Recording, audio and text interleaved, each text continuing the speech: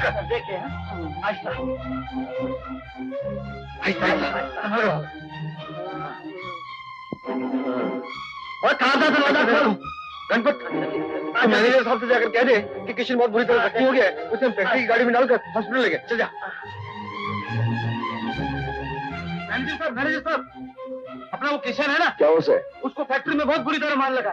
रामबो उसको फैक्ट्री की गाड़ी में डाल के हॉस्पिटल ले गए। आपको बोलने के लिए बोला। फैक्ट्री की गाड़ी में? हाँ, फैक्ट्री की गाड़ी। I'll call you back. Okay? Excuse me madam, क्या मुझे आपकी गाड़ी की चाबी मिल सकती है? किस लिए? एक जरूरी काम से बैंक जाना है। कंपनी की गाड़ी क्या हुई? मजदूर ले गए उसे।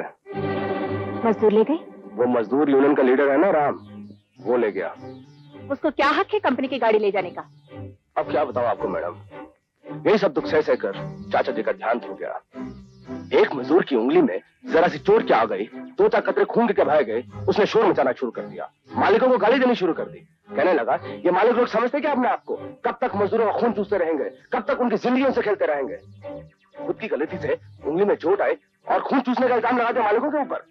और वो राम है ना, राम, उसने तो आओ देखा ना ताओ उसे गाड़ी में बिठाया और सीधा लेकर चला गया। उसकी इतनी हिम्मत हो गई? वो समझता क्या है अपने आप को? ये फैक्ट्री, यहाँ की गाड़ियाँ उसके बाप दादा की जायदाद है। तुम फौरन पुलिस में कंप्लेंट लिखो। नहीं मैडम, नहीं, हमें एक कदम हरगिज नहीं उठाना चाहिए। हमें शांतिपूर्वक काम करना चाहिए। अगर हम लोग पुलिस में कंप्लेंट लिखवाएंगे तो ये मजदूर लोग बाहर जाकर शोर मचाएंगे, बोलेंगे इस कंपनी में बहुत जुल्म होता है। एक मजदूर मरते मरते बचा, लेकिन मालिकों कान पे जू तक नहीं रहेंगी। फजूल की बकवास करेंगे वो। तो फिर ऐसी हालत में क्या करना चाहिए? कुछ नहीं, एक्शन टू रिएक्शन, बस। राम भैया, मैनेजर साहब ने तुमको बुलाया है।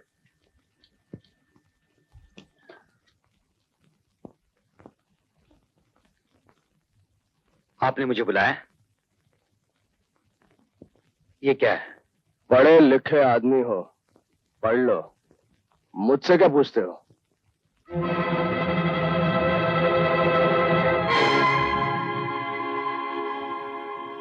मैनेजर साहब, मैं कोई जाति काम के लिए गाड़ी नहीं ले गया था।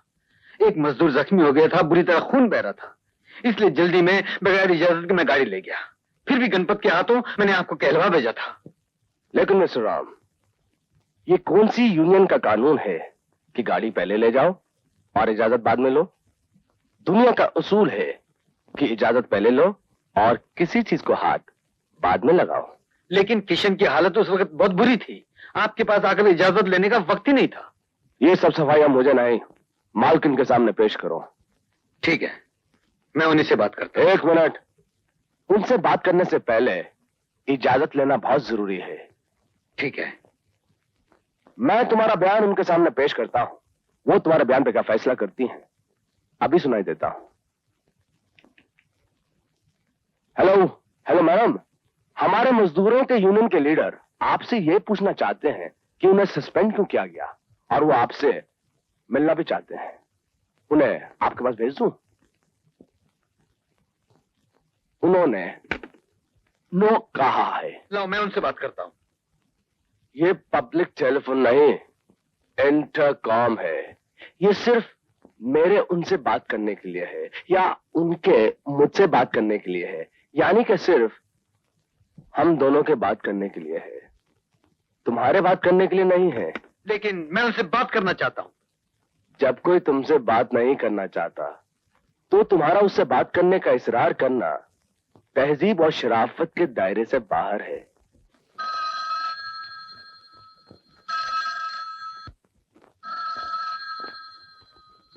हेलो। नमस्ते मैडम, मेरा नाम राम है। मैं आपकी फैक्ट्री की मजदूर यूनियन का लीडर बोल रहा हूँ। मैंने तुमसे पहले भी कहा था ना कि मुझे फोन करने की कोई जरूरत नहीं। अब जरूरत है मैडम, इसीलिए मैंने फोन किया है आपको। क्या मैं पूछ सकता हूँ कि मुझे सस्पेंड क्यों किया गया है? वो मुझसे मत पूछो, मैनेजर से पूछो, या कल के अखबार में पढ़ लेना। लेकिन इस बात की क्या गारंटी है कि जो बयान आप अखबार में देंगी वो बिल्कुल सच होगा? सही होगा या गलत होगा, ये बहस करने की मेरे पास फुर्सत नहीं है। बहस करना है तो केस करो, कोर्ट में जाओ, वहां बहस होगी। और एक बात मैं आखिरी बार कह देती हूँ, अगर तुम इस तरह बार बार मुझे फोन करके तंग करोगे तो मैं पुलिस में तुम्हारी कंप्लेंट लिखवाकर तुम्हें गिरफ्तार करवा दूंगी। मैडम, आपकी फैक्ट्री की तरफ पुलिस डिपार्टमेंट भी आपकी मिल्कियत नहीं है, जहां आपकी जबरदस्ती चलेगी या आपका मनचाहा कानून चलेगा। अगर पुलिस में आप मेरे खिलाफ शिकायत लिखवा सकती हैं, तो उस बेजान शिकायत का जवाब देने के लिए मैं भी मुंह में जबान रखता हूं। याद रखिए इस बात को। क्या बात है बेटा, ये पुलिस वालों के नाम पर किससे बहस हो रही है? अपनी फैक्ट्री की मालकिन से। उन लोगों का जुल्म दिन ब दिन बढ़ता ही जा रहा है। किसी मजदूर के साथ बेइंसाफी हो तो मिलना तो एक तरफ, फोन पर बात करने से इनकार करती है और ऊपर से धमकी देती है कि पुलिस में रिपोर्ट लिखवाकर गिरफ्तार करवा दूंगी। खाला जी का घर समझ लिया क्या? अरे अरे अरे, आहिस्ता बेटा, राम को गुस्सा आ गया तो रावण की जीत हो जाएगी। अच्छा आप ही बताइए, कोई आपके डिपार्टमेंट से किसी के खिलाफ गलत कंप्लेन करे तो पुलिस क्या कदम उठाएगी? पुलिस के कदम तो कानून की बंदिश में होते हैं बेटे। जो हमें कोर्ट से हुक्म मिलेगा वही करना पड़ेगा। एक मजदूर जिंदगी और मौत की कश्मकश में फंसा हुआ था। मैं उसे फैक्ट्री की कार में बगैर किसी से पूछे हॉस्पिटल ले गया। ये मैंने गलत किया या सही किया? 100% गलत। क्या? हाँ, वो गाड़ी तुम्हारी नहीं थी, उसका मालिक कोई और था। और कानून कहता है कि इजाजत के बगैर किसी की चीज को हाथ लगाना जुर्म है, और इस जुर्म के तहत उन्हें पूरा हक है कि वो तुम्हें नौकरी से निकाल दें। और अगर वो शिकायत करें तो हमें पूरा हक है कि हम तुम्हें गिरफ्तार करें और सजा दिलवाएं। मतलब मैंने एक आदमी की जान बचाई या जो कुछ भी किया, ये आपकी नजर में जुर्म है और मुझे सजा दिलवाने का आपको पूरा पूरा हक है? बिल्कुल। क्या खाक, बिल्कुल बिल्कुल गलत बात कर रहे हैं आप। एक आदमी जिंदगी और मौत के बीच में फंसा हुआ है तो पहले उसकी जान बचानी चाहिए या गाड़ी ले जाने की आज्ञा लेनी चाहिए। उसके बाद उस गाड़ी में कितने आदमी बिठा के ले जा सकते हैं उसकी आज्ञा लेनी चाहिए। उसके बाद उस घायल आदमी को बिठा के ले जाना चाहिए या लेटा कर ले जाना चाहिए, इसकी आज्ञा लेनी चाहिए। इतनी आज्ञा लेते रहे तब तक तो वो आदमी मरकर दूसरा जन्म भी ले लेगा। यही है आपका कानून। इसी तरह आपका डिपार्टमेंट काम करता है। जान बचाने वाले का शुक्रिया तो अदा करते नहीं, उल्टा उसे बगैर पूछे गाड़ी ले जाने के जुर्म में गिरफ्तार करने की धमकी देते हैं। चल बेटा चल, मैं देखती हूँ कौन गिरफ्तार करता है तुमको। बड़े आए कानून वाले। मगर तुम्हें कानून के मामले में टांग अड़ाने की क्या जरूरत है? बिल्कुल है। सरकार जनता की माँ बाप होती है। अगर वो माँ बाप अपनी औलाद के साथ इंसाफ नहीं करते तो क्या मैं भी अपनी औलाद के साथ नाइंसाफी होती देखकर खामोश रहूंगी? कभी नहीं, कभी नहीं, कभी नहीं। हाँ जाओ जाओ, काम करो काम करो। कुछ काम वाम नहीं करूंगी। तुम्हें क्या हक है कि तुम्हें इसे गिरफ्तार करो? कोई से हाथ लगा के तो देखे। हथकड़ी छीन कर चूल्हे में न फेंक दूं तो मेरा नाम भी शांता नहीं है। अरे तू चुप कर, आहिस्ता बोल आहिस्ता बोल। अगर बाहर वालों ने सुन लिया तो क्या कहेंगे?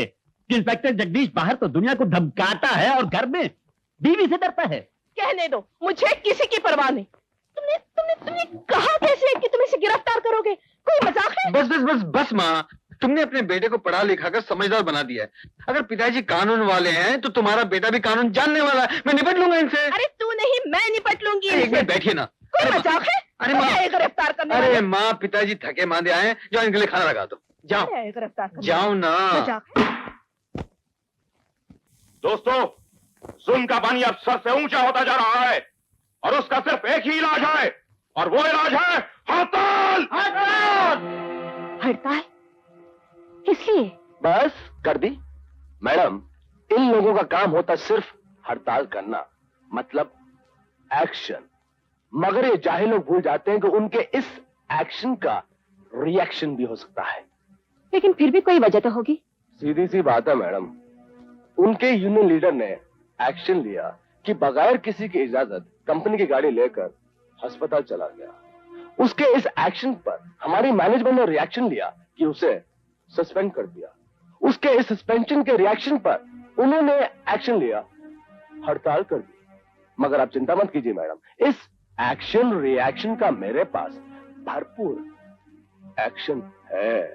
कैसा एक्शन?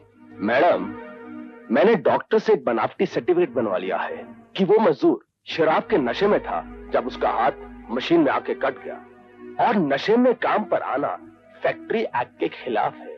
इसलिए हम लोगों पर कोई इल्जाम नहीं आएगा। नहीं, ये तो सरासर नाइंसाफी है। इस किस्म का झूठ बोलकर हम जीना नहीं चाहते। ये सब यहाँ नहीं चलेगा मिस्टर रवि।